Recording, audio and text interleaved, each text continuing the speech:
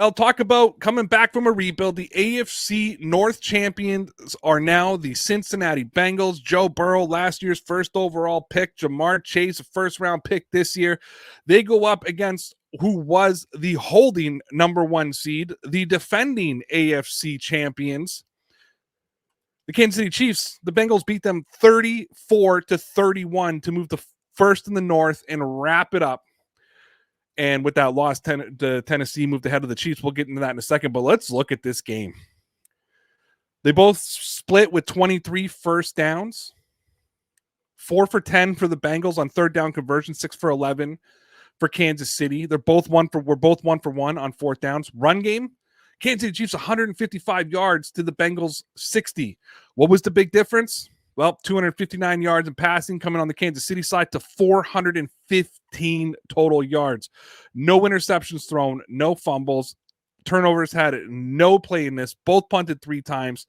The Chiefs had 10 penalties to the Bengals 5, and time of possession was almost even. Field Yates tweets, Bengals wide receiver Jamar Chase already today, 11 catches, 266 yards, and 3 touchdowns. That's the most receiving yards in a single game by a rookie in NFL history. And I think that a lot of people are making the argument that, hey, Jamar Chase should be considered for that rookie of the year spot. And at this point in time, I mean, it's hard to argue with it. Obviously, I'm a New England Patriots fan, so I'm going to try to make the argument for Mac Jones. But it's difficult to turn around and say, hey, this kid doesn't deserve it, because he's been absolutely phenomenal. And I mean, again, when you look at those rookies of the years, those MVPs, we kind of broke this down when we were talking about who deserves the MVP award when I was making the argument for Josh Allen. I think sometimes it comes down to when you performed. Did you perform when it meant the most? Did you perform when it meant the least? Did you perform at the beginning of the season, the end of the season? And for Jamar Chase and Joe Burrow to come through the way they came through today, I'm not saying that Joe Burrow should be considered for the MVP award. However, Jamar Chase has to be looked at as the Rookie of the Year candidate. Ben Valen tweeted out, the AFC playoff standings hot off the press. The Titans replaced the Chiefs at number 1. The Pats climbed from, it should say, 6th to 5th. The Raiders climbed to 6th. The Colts dropped to 7th.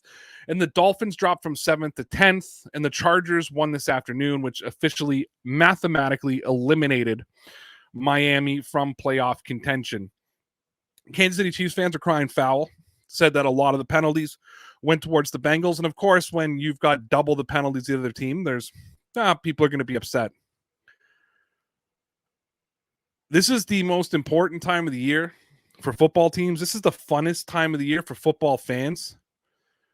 To see the Bengals come through after they beat the Baltimore Ravens last week, come through this week, beat the Kansas City Chiefs, give themselves a real chance to have a good seed in the playoffs, obviously top of the AFC North, and you get a rookie performance that you got from Jamar Chase. Good on the Cincinnati Bengals.